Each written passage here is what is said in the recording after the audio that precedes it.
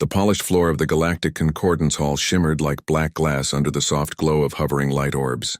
Representatives from over 200 civilizations stood or sat in their designated zones, each shaped to suit their biology.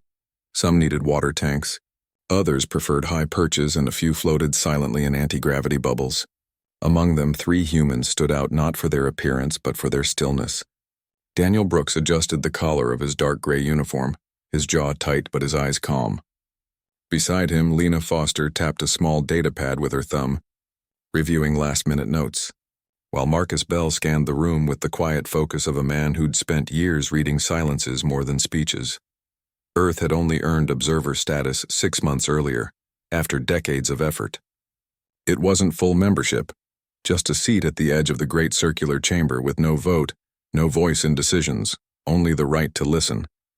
But for humanity, it was a start.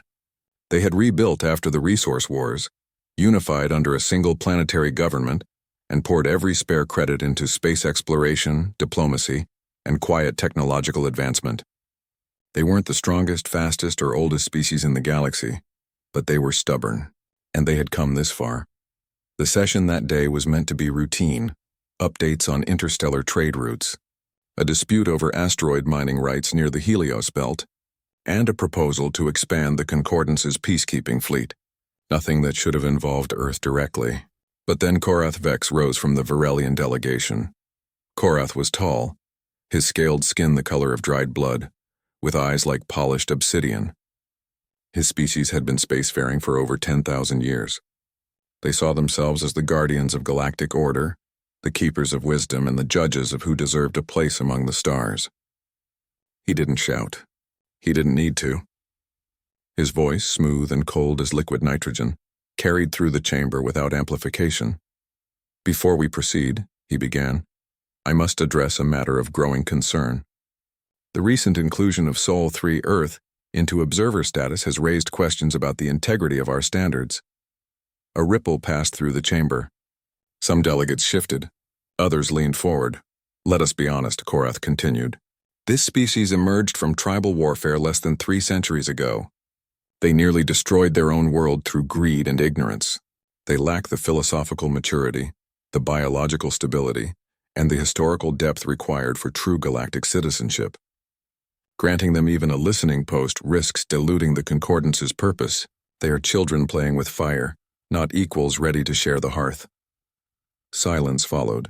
Not the respectful kind, but the heavy, awkward kind that comes when an insult is dressed as reason. A few delegates nodded. The insectoid Zenthari clicked their mandibles in agreement. The aquatic Anthari sank lower in their tank as if embarrassed for humanity. Daniel didn't move. His hands stayed at his sides, but his knuckles whitened. Lena stopped tapping her datapad.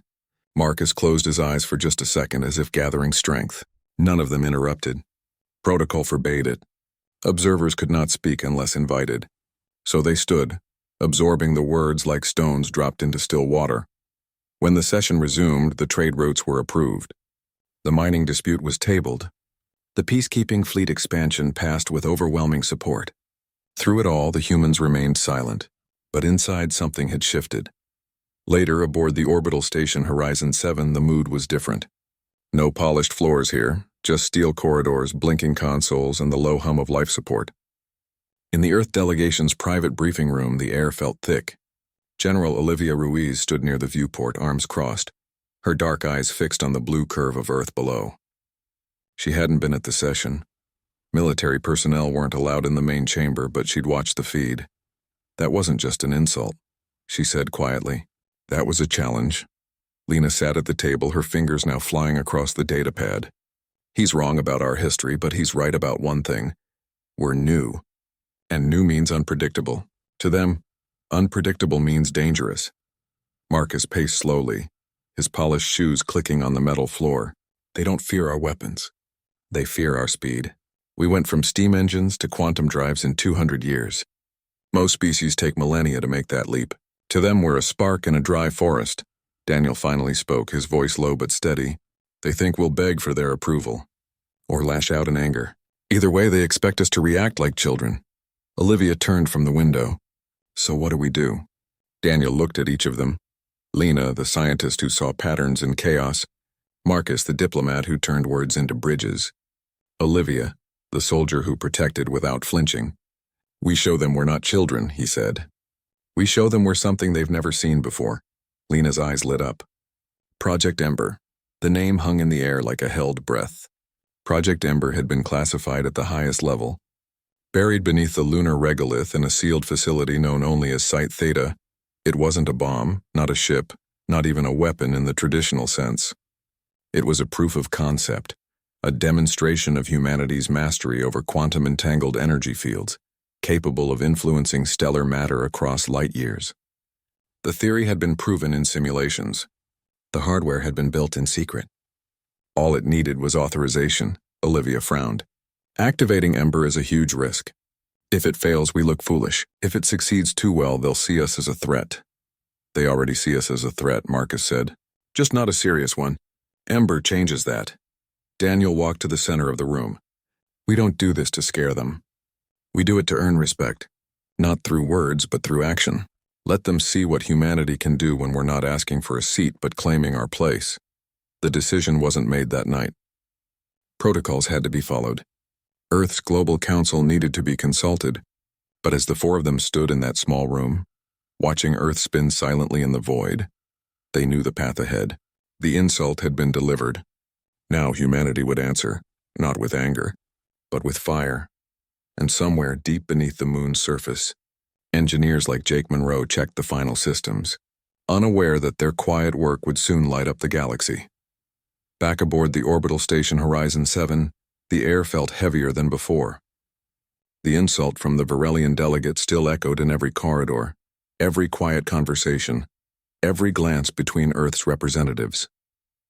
Daniel Brooks sat alone in the strategy room, staring at a live feed of Earth turning slowly below. Blue oceans, green continents, white swirls of clouds, it looked peaceful from up here. But Daniel knew the truth. Peace was fragile. Respect was harder to earn than victory. Soon the others joined him. General Olivia Ruiz entered first, her boots clicking against the metal floor. She carried a tablet showing defense readiness reports.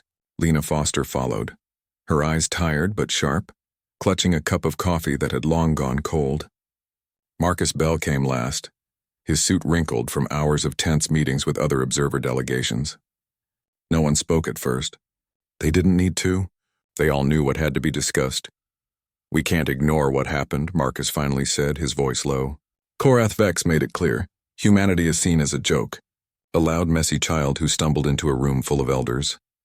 And if we stay quiet, Olivia added, they'll keep treating us that way. Maybe worse. Some species might even try to block our access to trade lanes or deep space comms. Lena set her cup down and tapped her tablet. There's another angle. Fear. They don't just think we're immature, they're scared of how fast we learn. We went from sending radio signals into space to building warp-capable ships in under 200 years. Most species take thousands of years to reach that point. To them, we're unpredictable. Daniel nodded slowly. Unpredictable means dangerous, and dangerous means they'll either try to control us or remove us. A silence settled over the room. Then Lena leaned forward.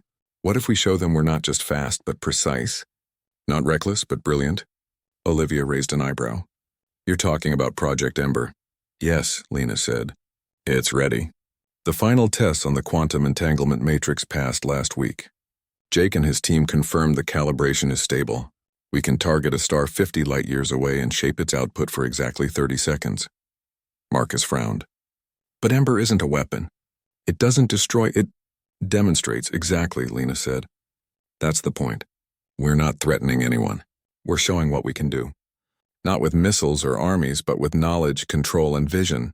Olivia crossed her arms. It's risky. If it fails, we look like fools trying to bluff our way into respect. If it works too well, the Concordants might see it as an act of aggression. They already insulted us in front of 200 species, Daniel said quietly. If we do nothing, we confirm their view. If we respond with force, we prove their worst fears. But if we respond with something they can't ignore and can't explain with their old assumptions, that changes everything. The group fell silent again, each weighing the choice. Finally, Marcus spoke. I'll draft a message to the Global Council. We need their approval. This isn't just a military or scientific decision. It's a statement about who we are. Over the next 24 hours, messages flew between Horizon 7 and Earth. The Global Council convened an emergency session. Leaders from every continent debated through the night. Some argued for caution. Others said it was time to stop asking for a seat at the table and build their own. In the end, the vote was unanimous. Activate Project Ember. With authorization secured, the real work began. Lena contacted Jake Monroe on the moon. He was young, barely 30, but one of the brightest minds in quantum engineering. He'd helped design Ember's core system from scratch. When Lena told him the plan, he didn't cheer. He just nodded and said, "I'll make sure it's perfect." Deep inside Site Theta, buried beneath layers of lunar rock and shielded by magnetic dampeners, the Ember array hummed to life. It wasn't a single machine, but a network of thousands of emitters, all synced through a quantum core that pulsed with entangled particles. The energy required was immense, drawn from solar collectors spread across the moon's surface and stored in supercapacitors the size of buildings. But humanity had prepared for this moment for years. Back on Horizon 7, Daniel worked with Marcus to craft the message that would accompany the demonstration. It had to be clear, calm, and confident. No anger, no boasting. Just truth. Observe, they decided. One word. Enough to draw attention. Enough to say, "Watch what we can do." Olivia coordinated with Earth's defense grid. Ships were repositioned. Early warning satellites were put on high alert. Not because they expected an attack, but because they knew the galaxy would react.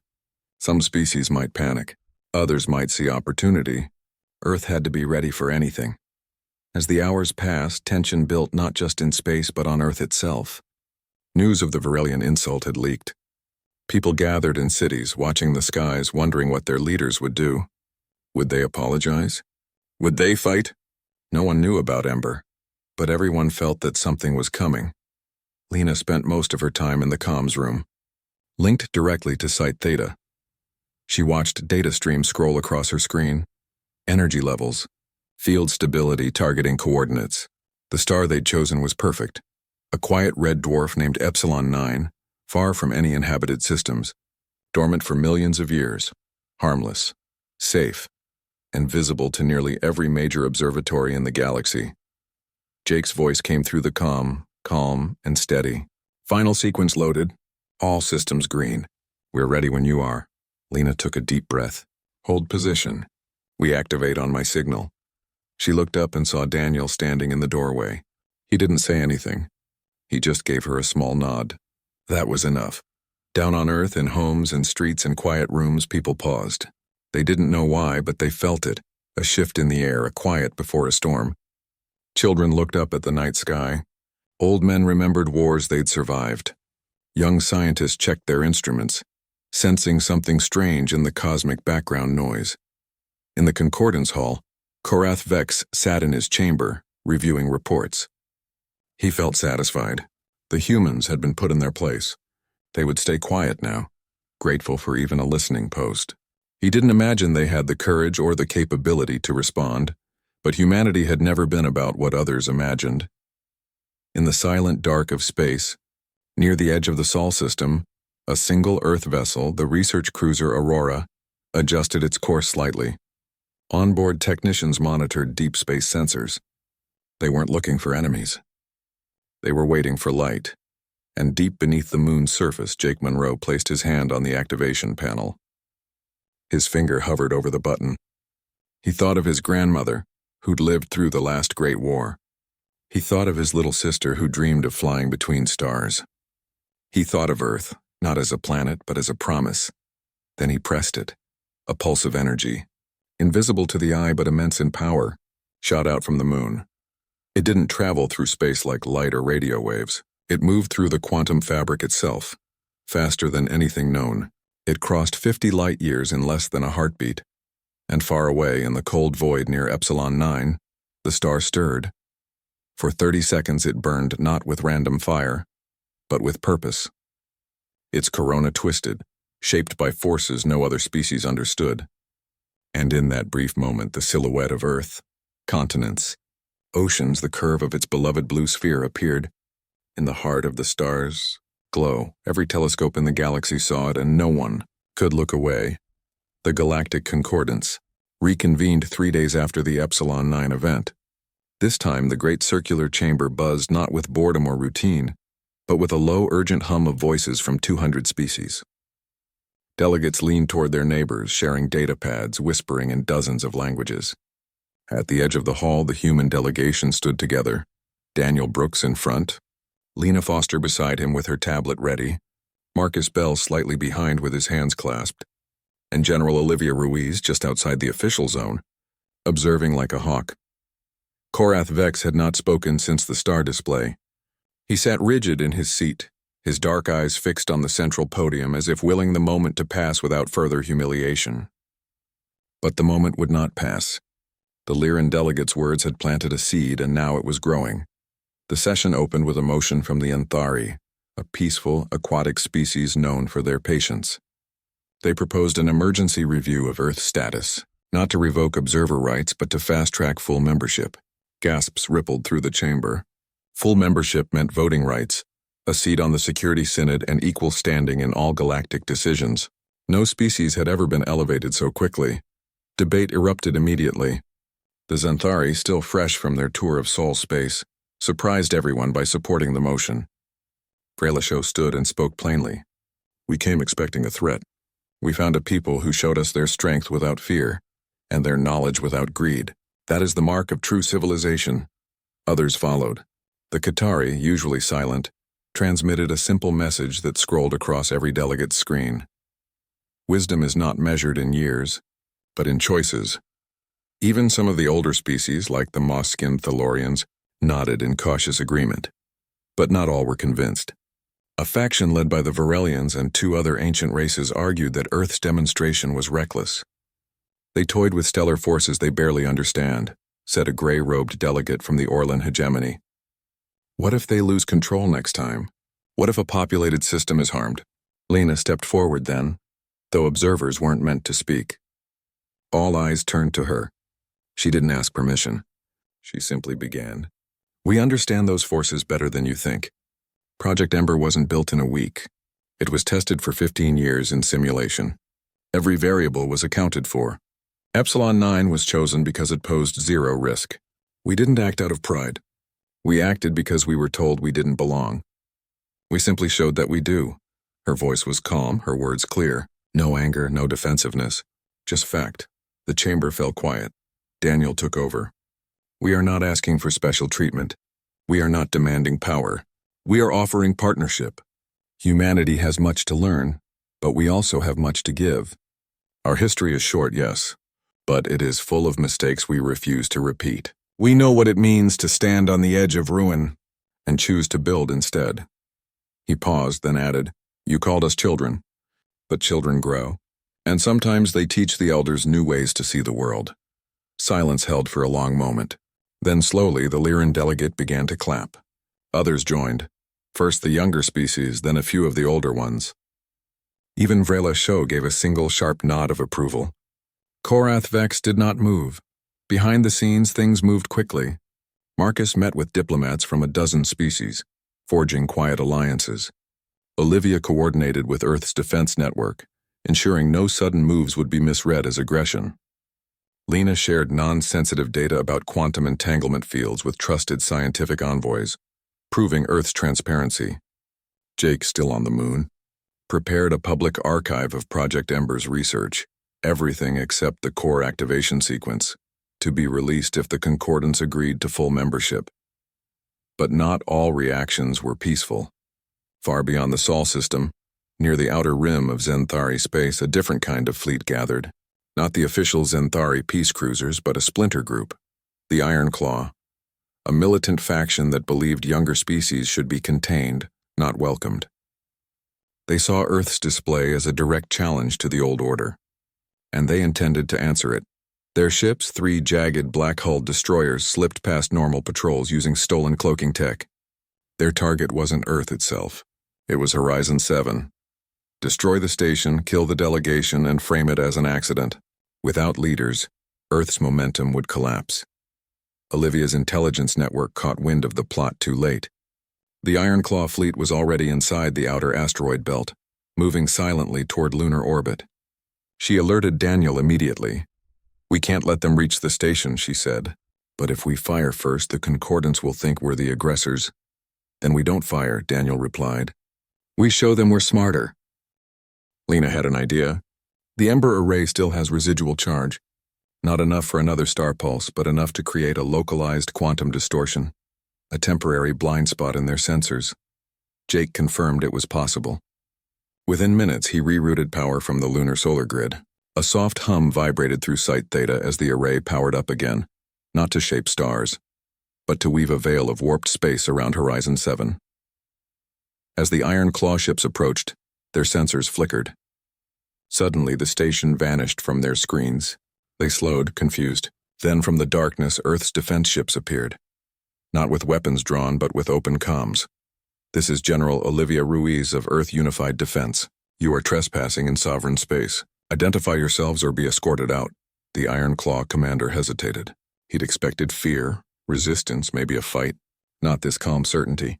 His ships were outgunned, outmaneuvered, and now blind. He ordered a retreat. News of the failed attack spread fast. But Earth didn't broadcast it as a victory. Marcus released a simple statement. "An unauthorized vessel approached our station. It was asked to leave. It complied. We hope this incident reminds all parties that trust must be earned through actions, not force." The effect was powerful. Species that had been on the fence now saw Earth not just as capable, but as restrained. Even Korath Vex could not deny it. When the Concordants voted on Earth's membership the next day, the result was overwhelming. 203 votes in favor. Only 7 opposed. Earth was granted full membership with immediate effect. As the gavel fell, Daniel didn't cheer. He simply turned to Lena, Marcus, and Olivia and said, "Now the real work begins." And on the moon, Jake looked up at the stars and whispered, "We did it." But he knew this wasn't the end. It was only the beginning. The vote was final. Earth was no longer an observer, no longer a petitioner, no longer a joke. Full membership in the Galactic Concordance meant Earth now had a voice, a vote, and a seat at the center of the great circular chamber, not at the edge, but among equals. The change happened fast. Within hours, human engineers worked alongside alien technicians to install Earth's new delegation pod, shaped like a silver leaf with soft blue lighting. It stood between the Lyran and the Anthari, 2 species that had become quiet allies. Daniel Brooks sat in that seat for the first time during the next session. He wore a simple dark suit, no medals, no symbols of rank, just the small Earth pin on his lapel. Around him, delegates nodded in greeting. Some still watched with caution, but the open hostility was gone. Even Korath Vex did not look his way. The Varelian had resigned his post the night before, citing personal reasons, though everyone knew the truth. His insult had backfired, and his reputation had burned with Epsilon 9's light. The session that day was about deep space resource sharing. A proposal to open new helium-3 mining zones in the outer spiral arms was on the table. In the past, Earth would have listened silently. Now Daniel raised his hand. When called upon, he spoke clearly. "Earth supports the proposal, but we suggest adding a clause 10% of all harvested resources be set aside for emerging species still building their first off-world colonies." The idea was new, unusual, but the Lyran immediately seconded it. Then the Qatari, then even the Thalorians.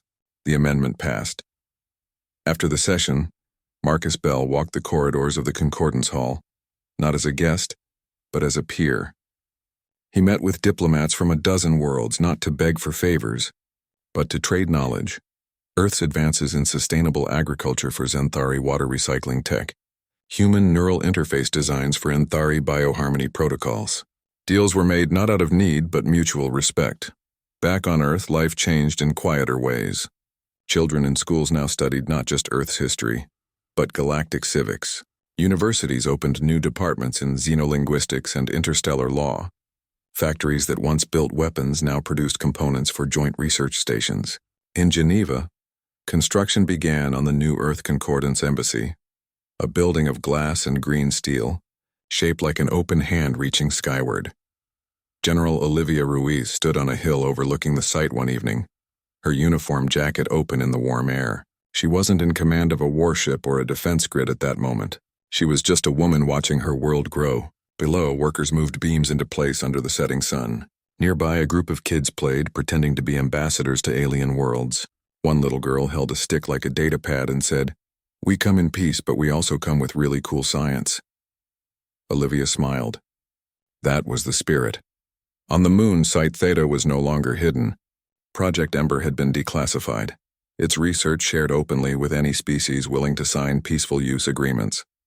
Jake Monroe now led a team of human and alien scientists, working together to refine the quantum entanglement field. Not for display, but for real applications. They tested it on dying stars, gently reigniting fusion in systems where life had once thrived. They used it to guide lost comets away from inhabited planets. Ember was no longer a secret weapon. It was a tool of care.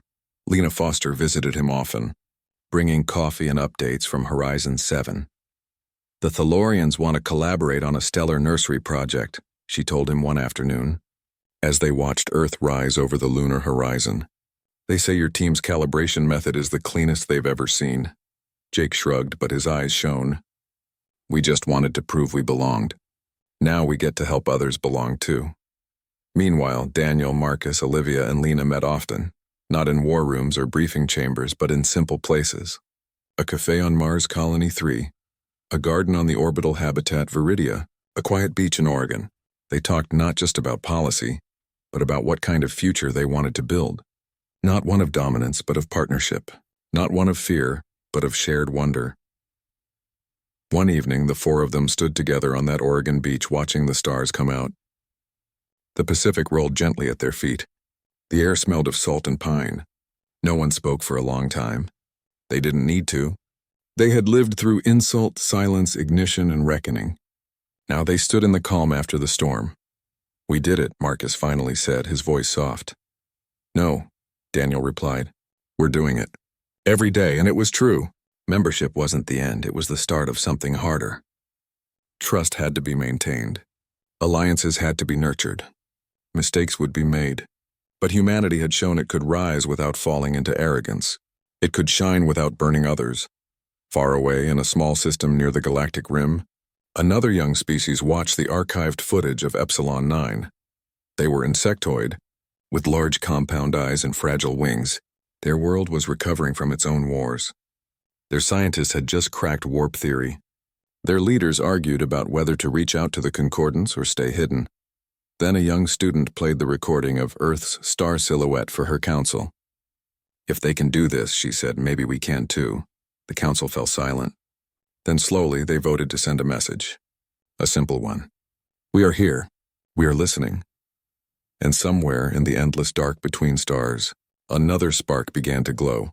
On Earth, people slept under open skies, safe not because they had the biggest guns, but because they had earned the galaxy's respect. Children dreamed of flying to distant worlds not as conquerors but as friends, and in the quiet hum of cities and farms and labs, humanity moved forward. Not loudly, not boastfully, but with steady, quiet purpose. They had been insulted. They had responded not with rage, but with light, and in doing so they had changed everything. The pulse left the moon without sound, without flash, without warning. It slipped through the quantum weave of the universe like a whisper through a dream. 50 light-years away, near the quiet red dwarf Epsilon 9, space itself seemed to pause. Then the star answered.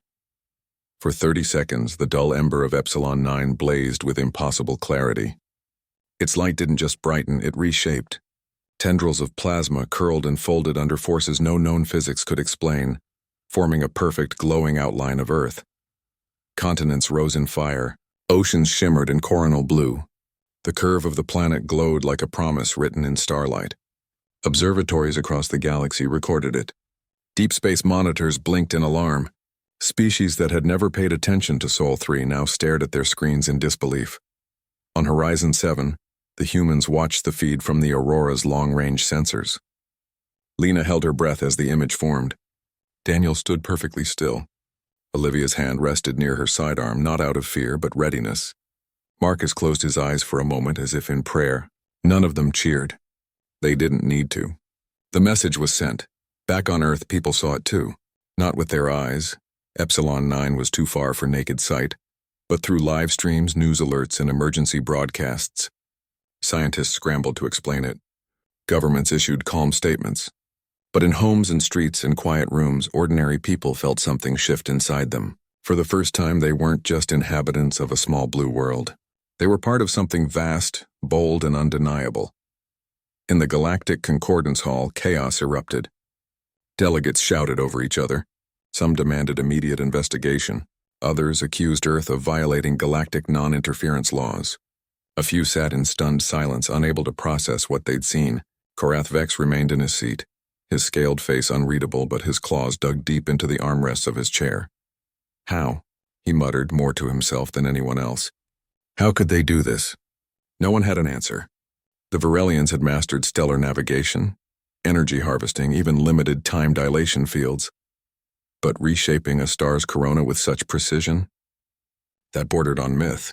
And yet the data didn't lie. The shape was unmistakable. It was Earth. Within hours, messages flooded Earth's comms channels. Some were angry. Some were fearful. A few were curious. The Xanthari hegemony sent a terse warning. Explain your actions or face consequences. The gentle Anthari, however, transmitted a simple question. Are you offering a new kind of science? Even the reclusive Qatari, who rarely spoke to outsiders, requested a private dialogue with Earth's delegation. Daniel and Marcus worked through the night, drafting responses. They kept every message calm, clear, and consistent. We did not alter Epsilon 9 to threaten. We did it to show what humanity can achieve when united by purpose, not fear. They refused to apologize. They also refused to boast. They simply stated the truth. Meanwhile, Lena and Jake coordinated from opposite ends of the Sol system. Jake remained at Site Theta, monitoring the Ember Array for any residual feedback. Lena analyzed the galactic reaction in real time. She noticed something important. Many younger species, those who had only recently joined the Concordance, were sharing the footage of Epsilon 9 across their networks. To them, Earth wasn't a threat. It was inspiration. They see us as proof that you don't need 10,000 years of history to matter, Lena told Daniel during a quiet moment. They see us as hope. But not everyone felt that way. General Olivia Ruiz received intelligence from deep cover assets near the Xanthari border. A fleet was mobilizing. Not a full invasion force, just 3 heavy cruisers and a command vessel. Their course was set for the outer edge of Sol space. They weren't attacking. They were testing. They want to see if we'll flinch, Olivia said during a secure briefing. If we back down, they'll assume Ember was a one-time trick. If we stand firm, they might think twice. Daniel nodded. Then we stand firm, but not with guns. With presence. Within 12 hours, Earth's unified space defense repositioned its most advanced ships, not to block the Xanthari, but to escort them. The cruiser Aurora, along with 2 newly commissioned vessels, the Dawn Chaser and the Skyward, moved to intercept the approaching fleet just beyond the Kuiper Belt. They didn't raise shields. They didn't power weapons. They simply appeared on the Xanthari comms channel and said, "Welcome to Sol space. State your purpose." The Xanthari commander, a stern female named Vrela Sho, hesitated. Then she replied, "We seek to understand the event at Epsilon 9. Then follow us," came the reply. Earth has nothing to hide. The Xanthari fleet slowed. They watched as the human ships led them on a slow tour of the system, not to military bases, but to peaceful outposts, a research station orbiting Mars, a solar farm near Mercury, a cultural archive on the Moon. At each stop, human scientists and diplomats greeted them with calm professionalism. No fear, no arrogance, just openness. By the time the Xanthari reached lunar orbit, Vrela Sho requested a direct meeting with Earth's delegation. She met Daniel and Olivia aboard Horizon 7. She studied them carefully, as if trying to see the minds behind the star-shaping feat. "You could have hidden your power," she said. "You could have used it to dominate. But you showed it openly, then invited us in. Why?" "Because respect isn't taken," Daniel replied. "It's earned. And trust isn't demanded. It's given." Vrela Sho didn't smile, her species didn't, but something in her posture softened. "You are not what Korath Vex described." "No," Olivia said. "We're worse. And better." Back in the Concordance Hall, pressure mounted. Species that had once ignored Earth now demanded answers, alliances, even technology sharing. The old guard, led by the Varelians, tried to downplay the event, calling it a clever illusion or natural anomaly. But the evidence was too clear. Too public. Too beautiful. Korath Vex finally rose to speak again. This time his voice lacked its usual certainty. This display, while impressive, does not prove wisdom. Power without restraint is danger. Before anyone could respond, a new voice cut through the chamber. It belonged to a young delegate from the Lyran Collective, a species that had only achieved spaceflight 80 years ago. Then teach them restraint, the Lyran said. Don't mock them for rising. Help them rise well. The words struck a chord. Murmurs of agreement spread. Even some older species nodded. On Earth, people watched the galactic reaction with quiet pride. Children drew pictures of the glowing Earth star. Poets wrote verses about fire and hope. Scientists debated the next steps for Project Ember, not as a weapon, but as a tool for stellar healing, for lighting dark systems, for guiding lost ships home. And deep beneath the moon, Jake Monroe looked at the silent Ember array and smiled. It had done its job, not by destroying but by revealing, not by shouting but by shining. Humanity had been insulted. Now the galaxy was watching.